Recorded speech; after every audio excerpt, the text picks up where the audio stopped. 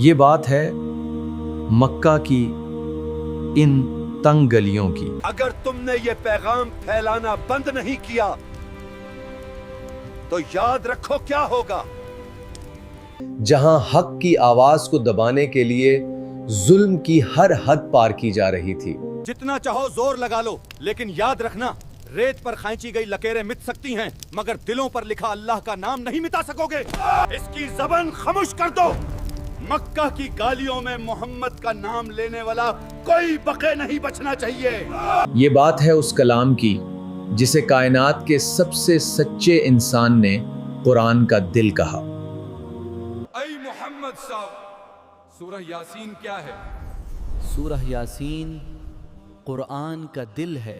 آخر کیا راز ہے اس سورہ میں جسے سن کر مکہ کے بڑے بڑے سرداروں کے کلیجے کانپ جاتے تھے؟ آج ہم بات کریں گے سورہ یاسین کی۔ یاسین مکہ کے وہ سردار جو اپنی زبان اور اپنی طاقت پر غرور کرتے تھے۔ یہ محمد جو پڑھتے ہیں اس میں جادو ہے۔ یہ ہمارے باپ دادا کے دین کو جھوٹا کہہ رہے ہیں، ہمیں ان کا رستہ روکنا ہو۔ انہیں سمجھ نہیں آ رہا تھا کہ ایک یتیم کے لفظ ان کے دلوں کو کیوں چیر رہے ہیں، لیکن ابو جہل ان کی باتوں میں وہ تاثیر ہے جو کسی شاعر کی باتوں میں نہیں ہوتی۔ لوگ ان کے پیچھے پاگل ہو رہے ہیں، کافر چلاتے تھے۔ اے محمد، تم اللہ کے رسول نہیں ہو۔ اسی انکار اور نفرت کے بیچ عرش والے نے اپنے نبی کی گواہی میں یہ صورتیں نازل فرمائے۔ اللہ نے فرمایا، یاسین قسم ہے حکمت والے قرآن کی، بیشک آپ رسولوں میں سے ہیں، سیدھے راستے پر ہیں۔ جب پوری دنیا جھٹلا رہی تھی تب کائنات کے مالک نے اعلان کر دیا کہ اے محبوب آپ ہی حق پر ہیں۔ اس سورہ کی عظمت کا اندازہ اس بات سے لگائیے کہ نبی کریم صلی اللہ علیہ وسلم نے فرمایا، بے شک ہر چیز کا ایک دل ہوتا ہے اور قرآن کا دل سورہ یاسین ہے۔ علماء فرماتے ہیں کہ جیسے انسان کے جسم کی جان اس کے دل میں ہوتی ہے، ویسے ہی قرآن کی روح اس سورہ میں بسی ہے۔ وہ رات جب دشمنوں نے نبی صلی اللہ علیہ وسلم کے گھر کو گھیر لیا تھا، تب آپ نے اسی سورہ کی آیت نمبر 9 پڑھی اور مٹی ہوا میں پھینکی۔ اللہ نے کافروں کی آنکھوں پر پردہ ڈال دیا۔ وہ وہاں کھڑے رہے اور اللہ کے رسول ان کے سامنے سے نکل گئے، لیکن انہیں کچھ دکھائی نہ دیا۔ سورہ یاسین کے بیچ میں اللہ ایک ایسی بستی کا ذکر کرتا ہے جس کا نام انطاکیہ بتایا جاتا ہے۔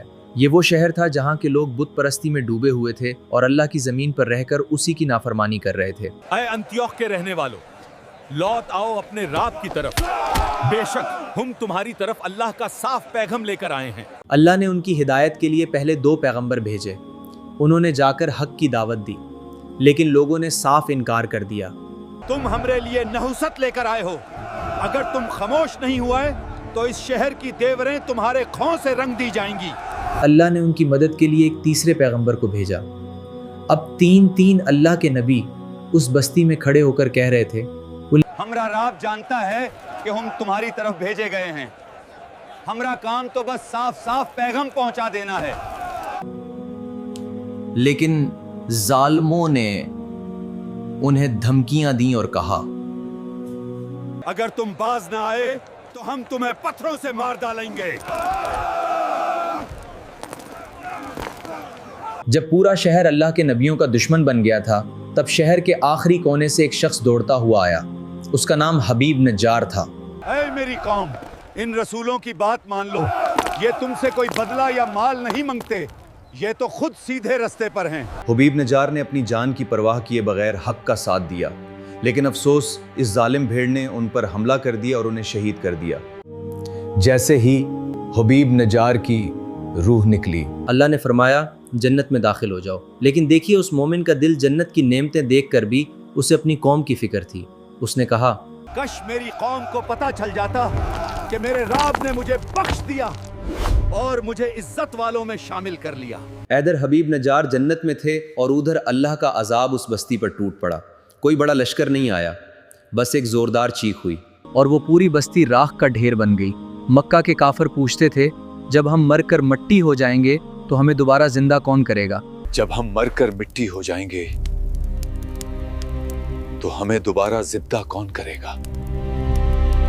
बेशक वही जिंदा करेगा जिसने तुम्हें पहली बार पैदा किया, वो हर तरह की पैदाइश का इल्म रखने वाला है। अल्लाह ने सूरह यासीन में उन्हें उनकी आंखों के सामने की मिसाल दी। फरमाया, क्या वो नहीं देखते उस मुर्दा ज़मीन को जिसे हम जिंदा करते हैं, उसमें से अनाज निकालते हैं जिसे तुम खाते हो। जो रब सूखी लकड़ी और सूखी मिट्टी से हरियाली निकाल सकता है, क्या वो इंसान को दोबारा पैदा नहीं कर सकता? सूरह यासीन हमें आसमानों की सैर कराती है। आज की साइंस जो बातें बता रही है, कुरान ने 1400 साल पहले साफ कर दी थी। अल्लाह फरमाता है, सूरज अपने एक मुकर्रर रास्ते पर चल रहा है और चांद की हमने मंजिलें तय कर दी हैं, यहाँ तक कि वो खजूर की पुरानी टहनी जैसा हो जाता है। ना सूरज की मजाल के वो चांद को जा पकड़े और ना रात दिन से पहले आ सकती है। इस सूरह का सबसे रोंगटे खड़े कर देने वाला हिस्सा वो है जहाँ क़यामत के दिन का जिक्र है। अल्लाह फरमाता है, आज के दिन हम उनके मुंह पर मेहर लगा देंगे, उनकी ज़बानें बंद होंगी लेकिन उनके हाथ हमसे बात करेंगे। ऐ अल्लाह, इसने उस दिन यह गुनाह किया था। और उनके पैर गवाही देंगे कि वो दुनिया में क्या करते रहे। ज़रा सोचिए, उस दिन इंसान का अपना जिस्म ही उसका सबसे बड़ा गवाह बन जाएगा। सूरह के आखिर में अल्लाह अपनी ताकत का ऐलान करता है। जब वो किसी चीज़ का इरादा करता है तो बस इतना कहता है, हो जा, कन, और वो चीज़ हो जाती है। फयाकून, वो ज़ात पाक है जिसके हाथ में हर चीज़ की बादशाही है और उसी की तरफ तुम्हें लौट कर जाना है। सूरह यासीन सिर्फ पढ़ने के लिए नहीं बल्कि समझने के लिए है। ये हमारे दिल को अल्लाह की याद से ज़िंदा करती है। हदीस में आता है कि अपनी मुश्किलों में, अपनी परेशानियों में और अपने बीमारों के पास सूरह यासीन पढ़ा करो, क्योंकि इसमें अल्लाह ने शिफा और बरकत रखी है। उम्मीद है सूरह यासीन के इस सफ़र ने आपके ईमान को ताजगी दी होगी। इस वीडियो को अपने प्यारों के साथ शेयर करें ताकि उन्हें भी इस कुरान के दिल की गहराई समझ आए। यहाँ तक पहुँचने का मतलब है कि आपके दिल में अल्लाह की मोहब्बत ज़िंदा है। याद रखिए, सदका जारिया सिर्फ माल देना नहीं बल्कि हक़ की बात को आगे बढ़ाना भी है। इस वीडियो को लाइक करें और कमेंट्स में सुबहान अल्लाह लिखकर अपनी हाज़िरी दर्ज कराएं। आपका एक लफ्ज़ आपके लिए आखिरत में निजात का ज़रिया बन सकता है।